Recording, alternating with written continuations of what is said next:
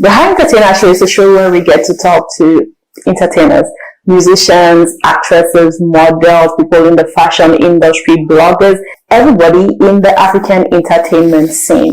We get to know about some of their strategies, some of their struggles they face as people who have decided to go the path of entertainment in the African scenario. We get to know about some of the goals which they do have and what do they believe, if put in place, will take our African entertainment scene to higher heights. Today we're going to be meeting the Sierra Leonean artist Mos-B, based in France. So he's an African artist in the diaspora, but still African, but still embracing. And we get to talk about his journey, the song which put his name in the spotlight. Actually, this song is titled Sweet Salon. I think you should go check it out. If you have not yet checked this song out, you should go check it out. It's a beautiful song. I loved it. I put it on replay. It has a powerful message, and so do a lot of his songs. He has made it a mission to sing songs with a message, songs which actually say something, and songs which actually, hopefully, create some impactful change. But he also has love songs too. So just saying, if you're the person who likes love songs, you'll probably find something for you too.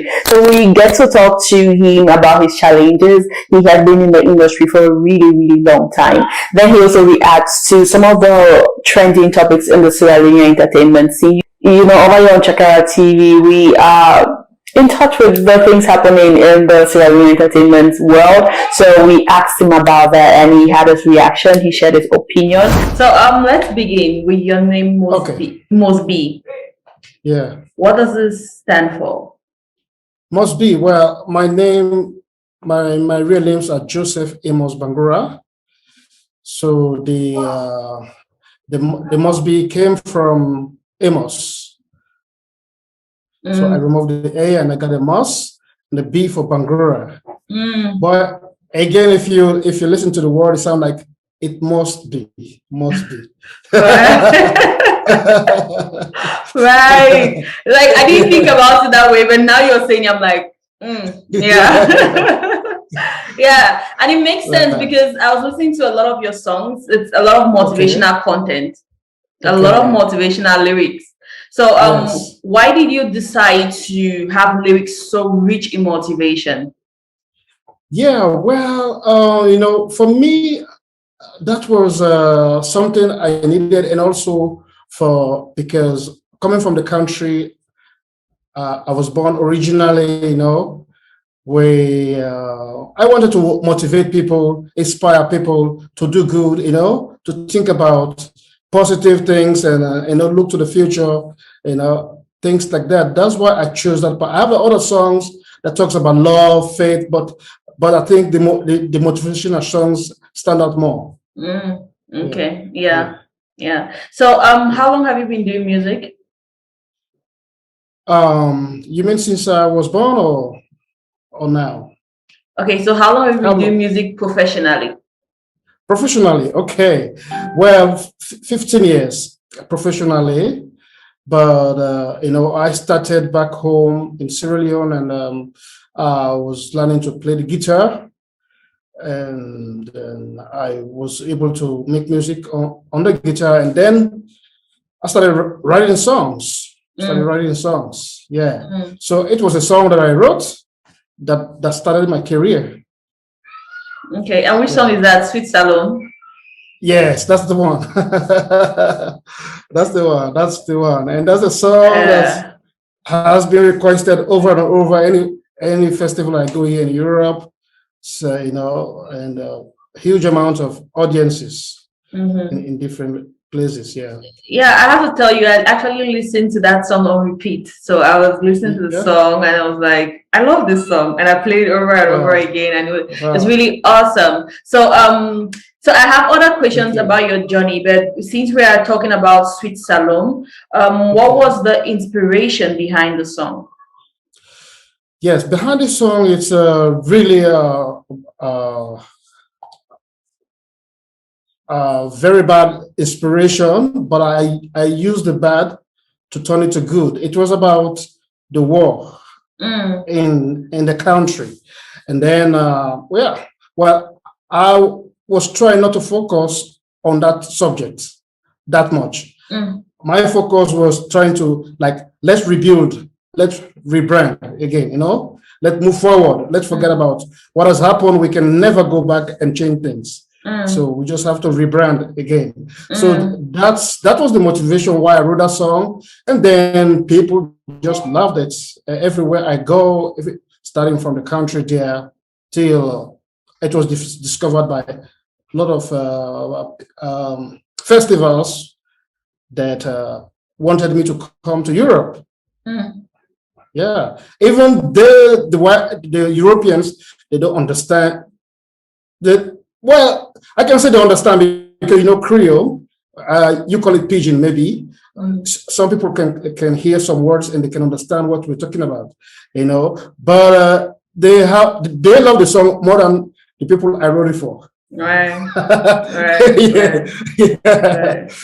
Yeah. No, it's a really beautiful song and it has a really powerful message. So you said that was your first song which got a lot of public attention. But was that because the video I saw on YouTube, it was in front of a live audience. Was that your first time in front of that kind of huge population? Was that your first time? No, it wasn't my first time because even before traveling, I already performed in the country. I was invited in different cities in the country to tour, and I toured with this song, and it was one of the favorites of the television, the main television that lives in the country called SLBC, and then I performed it for several dignitaries, that United Nations special envoy for the president back then, Ahmed Tijan Kaba, So I've performed that song several times in the country. And then before I performed on that video that you saw, I already performed on a show called The Fridays Festivals. I don't have videos for them, but I have photos. They are on my website, and I toured like the whole of Holland, performing with a famous Dutch star called Treintje Oosterhuis, and there's even one video of me and her performing at the same auditorium as well. Yeah. Okay. So, yeah. Okay, that's amazing. It means you have really you like before you that video was aired, you have gotten a lot of experience. But I want to take it back. I want to take it back in time to your first time on stage. Our first time you're in front of a live audience. I want to talk about the nerves. I want to talk about, were you nervous? How did you feel that first time in front of a live audience? Yeah, though it was something that I was dreaming about, something that I prayed for and I worked hard for, but I can't lie that it was easy for me for the very first time. That's why I will send you that video that you will see before this one. It's also for like 30 to 40,000 audience as well. And I was much younger. I was like 17, you could imagine. So I stood in front of there. I shook my head, seeing the crowd all around me. And luckily right now, that's the same. If you're watching the Eurovision in the Netherlands, that's the same hall they are in right now. So that's the same place. I've been blessed to play there. It's a place people like Michael Jackson, all the big stars, that's where they perform. And I performed there. For the first time, I can't lie that it was easy. Right. I was really nervous. And then the lady I did the duet with, she's very famous in Holland, and she held my hand. She squeezed she saw that I was starting to nervous. Right, she's like, let me hold him before he runs off stage. Yeah, that's right. Yeah. Okay. So you were very nervous, but I want to assume over time you've gotten used to it, and it's like, well, yeah, nothing anymore. Nothing anymore, really nothing anymore. And sometimes people ask me, how do you do it? Standing in front of this, even 2019, I taught like 5 theaters here in France. But I live in France. Okay. And it's like 5,000 to 30,000 audience, And those who came to discover for me for the first time, they thought that was the very first time. They didn't come and meet me, come on to Faye. How do you do that? I know you speak French, so I don't want I don't want you to laugh at my French. It's okay. So I said, well, I've got some experience already. So for now, yes, I'm really, really strong and I'm going for it. Okay. Yeah. Okay, that's awesome. So this Sweet Salome, no, I really like the song, so I have a lot of questions about the song. So okay, no problem. Right. So this was your first song that you were performing to people. This was people's introduction to you as a musician. That's right. Yeah. So probably you were nervous about the fact that will they receive the song? How are they going to receive it? Are they going to love it? Are they going to hate it? Now, at the end of your performance, people loved it. How did that make you feel? Oh my God. It's something you can't imagine. Really, that, I wrote it. It's my song. Right. For how I knew this song was going to make waves, even back then in Sierra Leone, some of the radios, every morning and evening is a song that will start with or end with.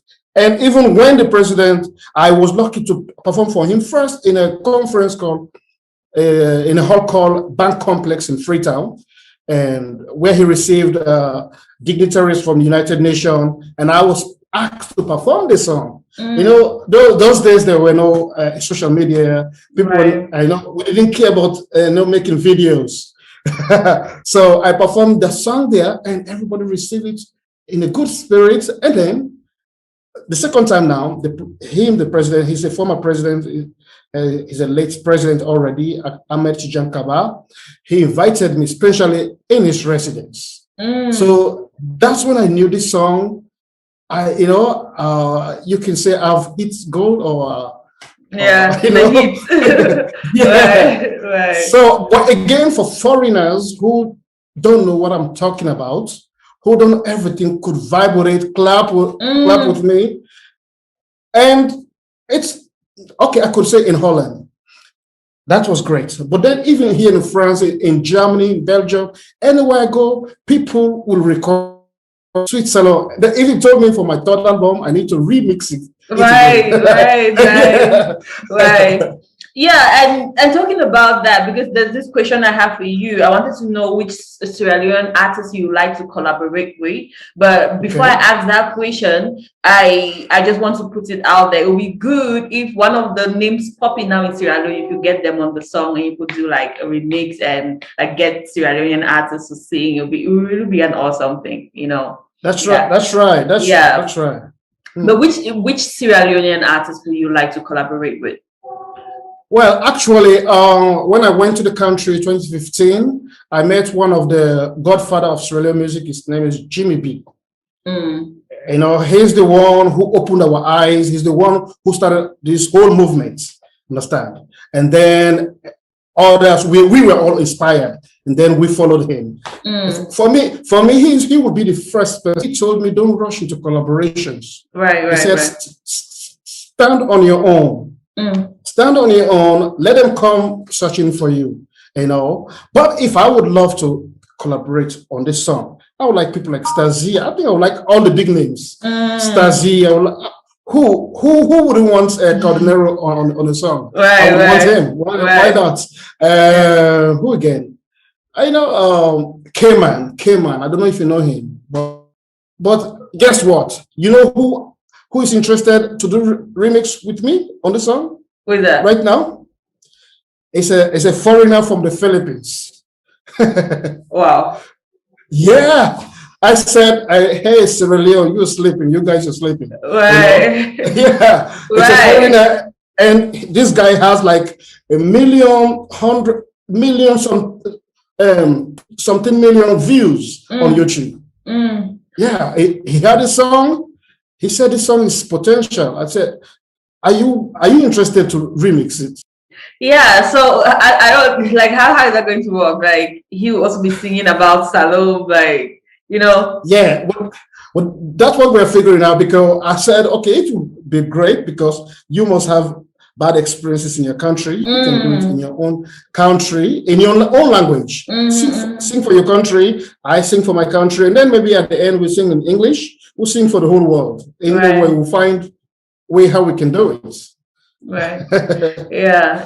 I think that would be awesome. That would be awesome. At the end of the day, the world is a global village. The issues that affect us back home, they affect people globally. That's so right. it's I think you mentioned this in your song about coronavirus, where you were saying we all need to put hands together and help solve this issue. Yeah. So I want to go back again to your music journey. What are some of the challenges you have faced so far as a musician? Manage myself, but it's good that I learned how to do that. You know, I learned how to manage myself. Even managers here in Europe that manage big artists, they ask me, how are you doing this? You were not born here, and you don't have a manager, but you have incredible concerts. Like in June now, it's because of the coronavirus, you know. But they have given me a very big hall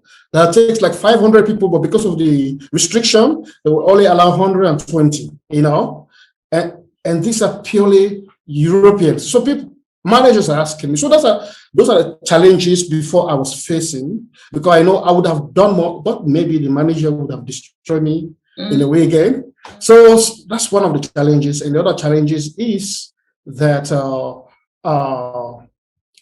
being accepted in my own country. Understand? Now that, I am known in my country, I win awards there, you're accepted, but there's a kind of when you are in the diaspora, they take you as a diaspora artist. Right.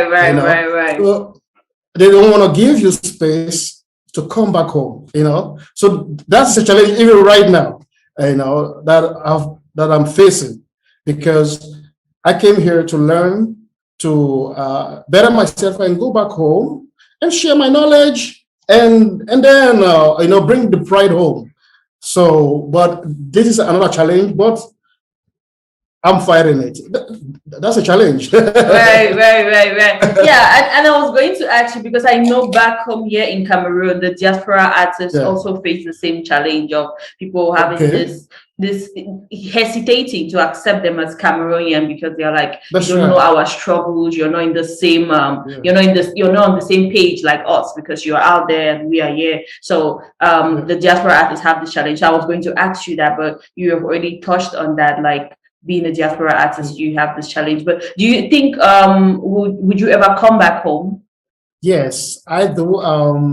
Well, some people have asked me, maybe I can say that here, that at least I've worked for these 2 years. What they say, what they told me, because I don't like to praise myself, that I've been one of the most active and hardworking artists. At least I should come home and do an executive concert. So I'm looking forward to that this December, trying to put things together to make it happen. Okay. Yeah. So if you're going back home to Sierra Leone, it will just be for the concert. It will not be to stay. Oh, you mean to stay? Right.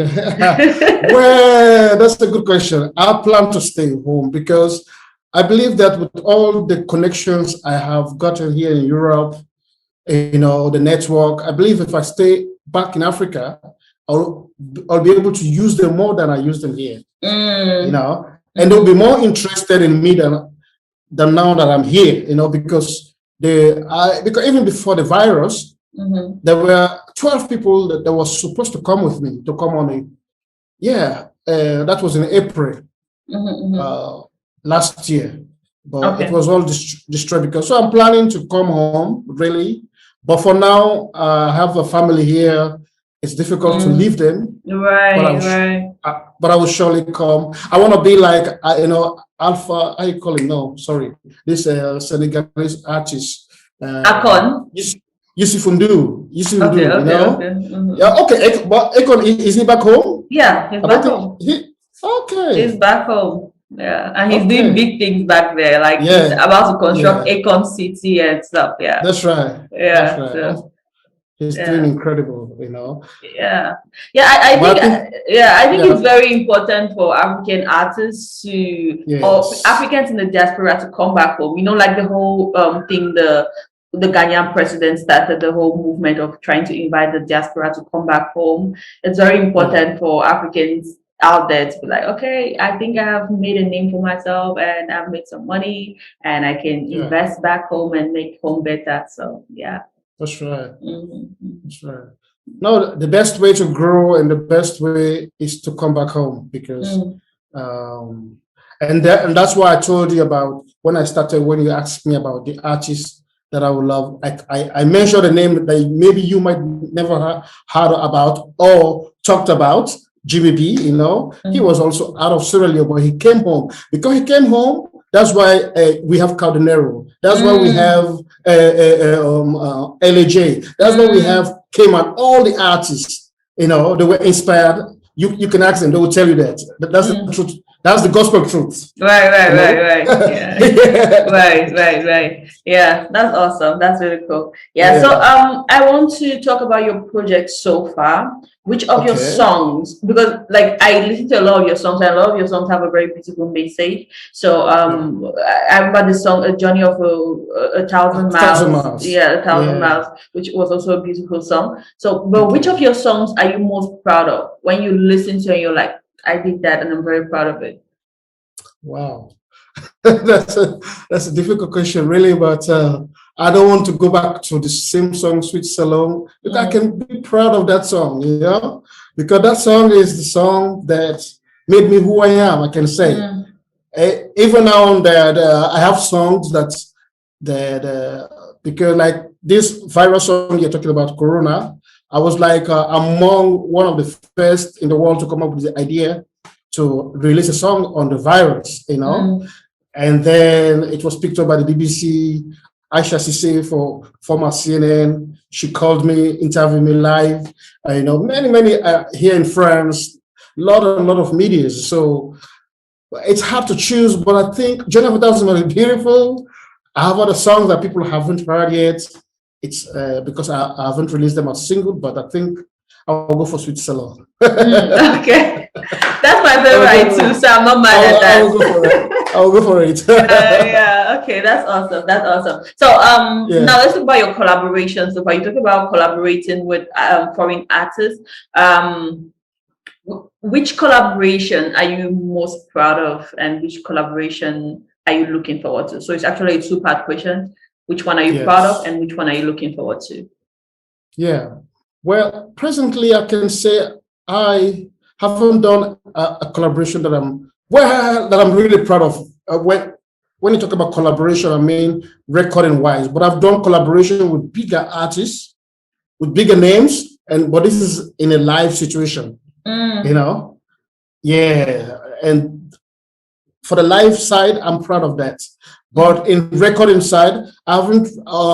Maybe the younger kids who want you to endorse them in a way to help them, just don't want to be selfish. Okay, let me do it. Understand? But I'm looking forward to do bigger collaborations.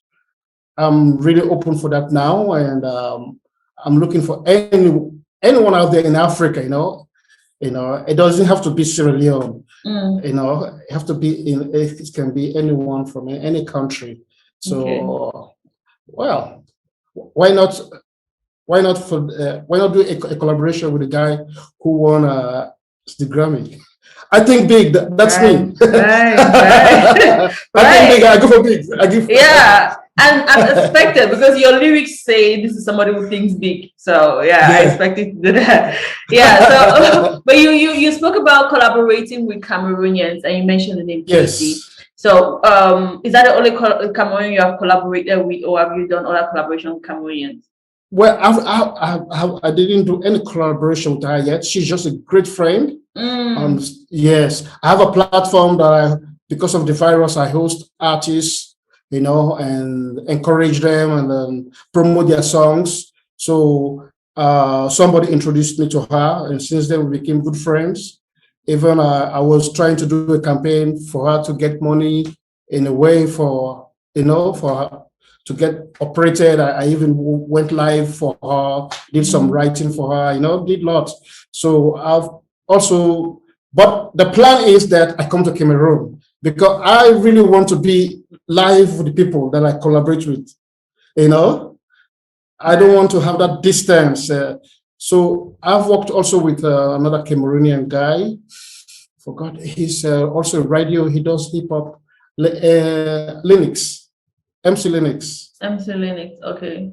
Yeah, he worked in the studio. So he has invited me to come to the studio. I said after Corona, I will make that trip. Okay. Okay. Yeah. So you have mentioned these two names, but we have a lot of poppy names in Cameroon. So which other Cameroonian artists do you know about? Well, except I know a lot about the Cameroonian, but the guy that I follow more is the guy who played the bass. Oh my God. Manu Dibango. No. Or Richard Bona. Richard Bona, yeah, that's the name. That's the name. That's Richard Bona. I adore that guy, really. Yeah, he's of late now, but yeah. So that's one of like a very renowned name in Cameroon, and we're very proud of him. He really took the Cameroonian name and the Cameroonian music to the international stage, which we love that. Yeah. Right. So you probably have some upcoming projects, right? Yes, I do. Well, like I said, I'll be in concerts in June, and then also I'm trying to release my third album.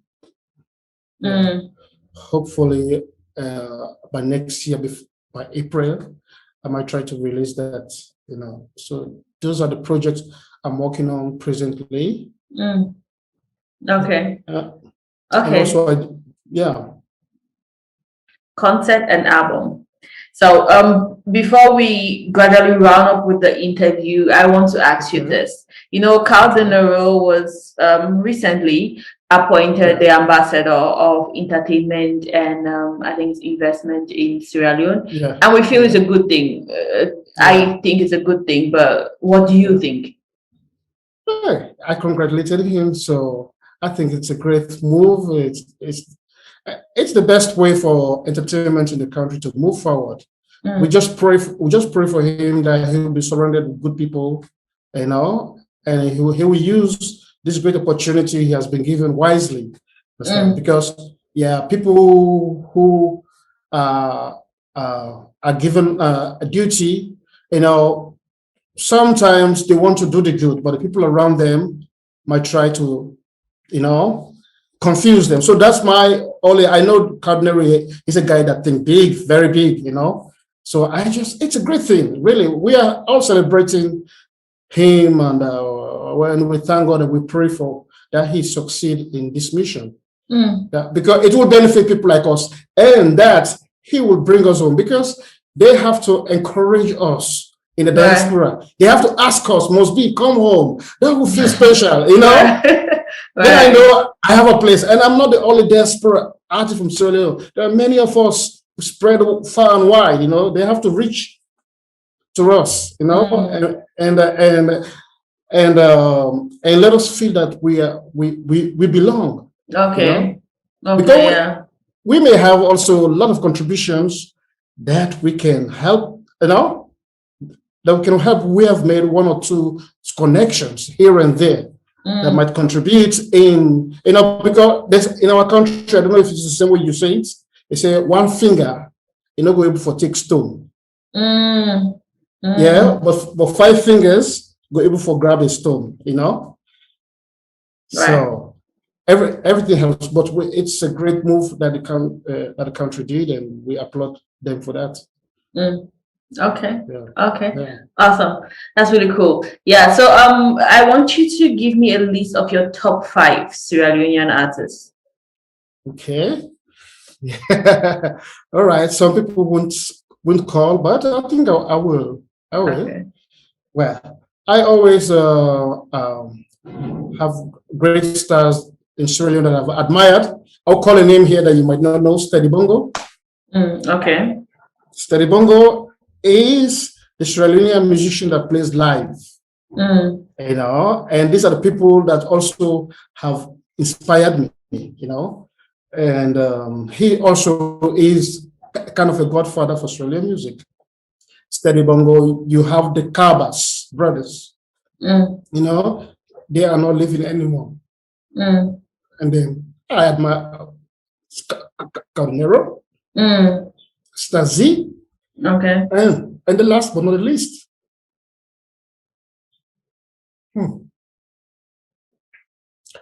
I think I would say, who? Jimmy B. Okay. That's what I said. The last one. Yeah, right. Yeah, so yeah, that's a good list. That's a good list. You're blending both generations, the new school and the old school. It's a good blend. It's a good blend. Right. Yeah. So you say you have a concert coming up, and you also have an album coming up. What should fans be expecting from your upcoming album?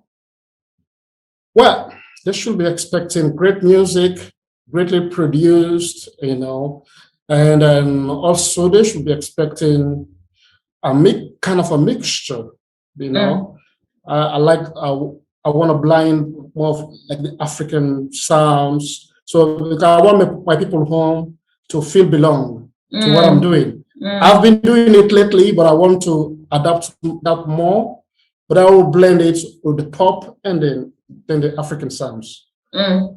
Okay. Okay, I'm looking forward to that. I'm really looking forward to that. I'm probably still going to have a lot of motivational lyrics, right?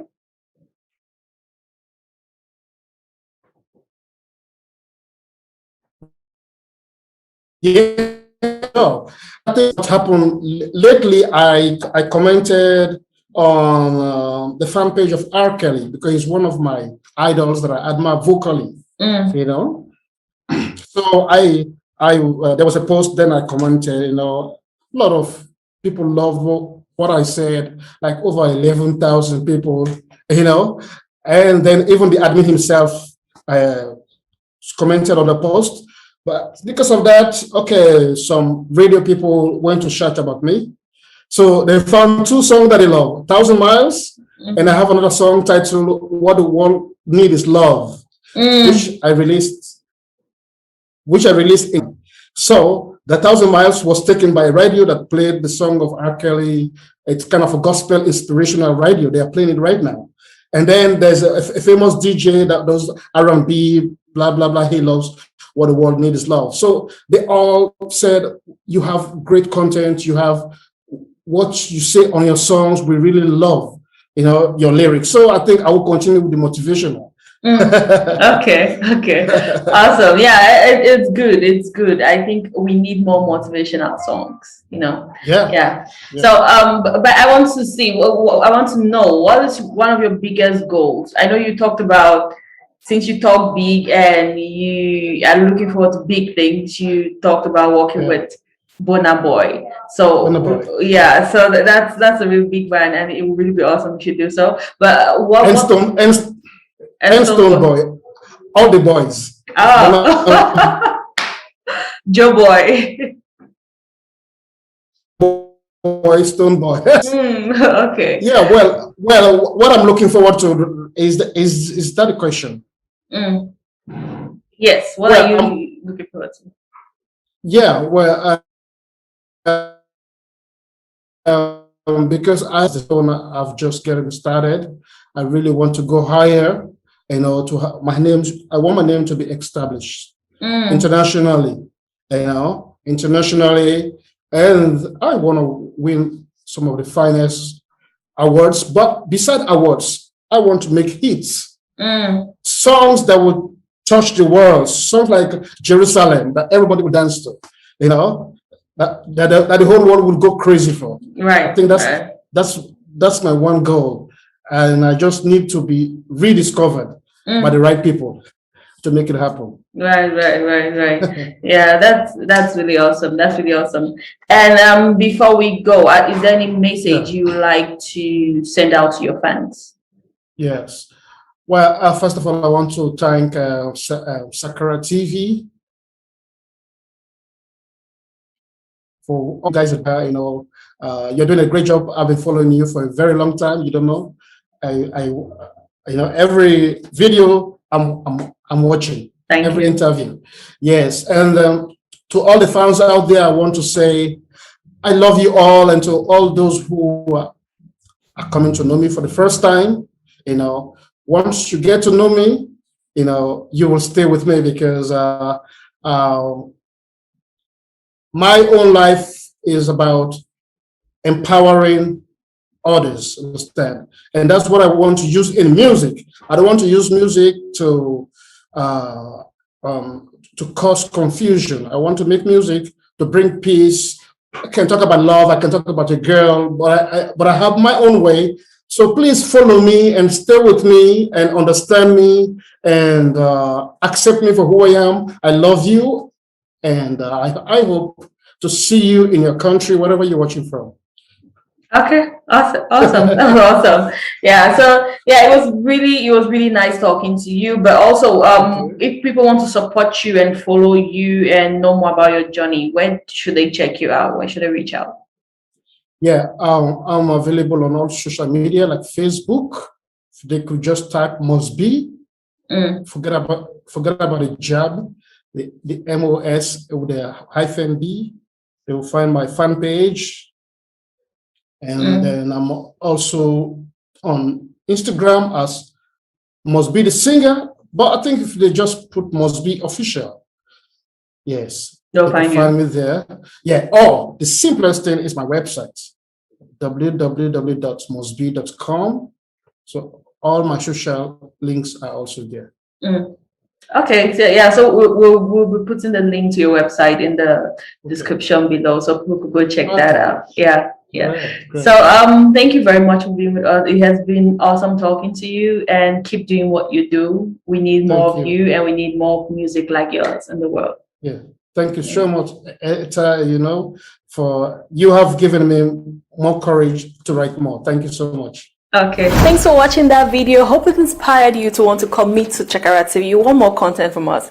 No worries, we got you covered. All you need to do is hit the subscribe button, hit the notification button, then sit back, relax, and enjoy daily content from us. It's been Eta on Chakara TV. We are craziness with a strategy.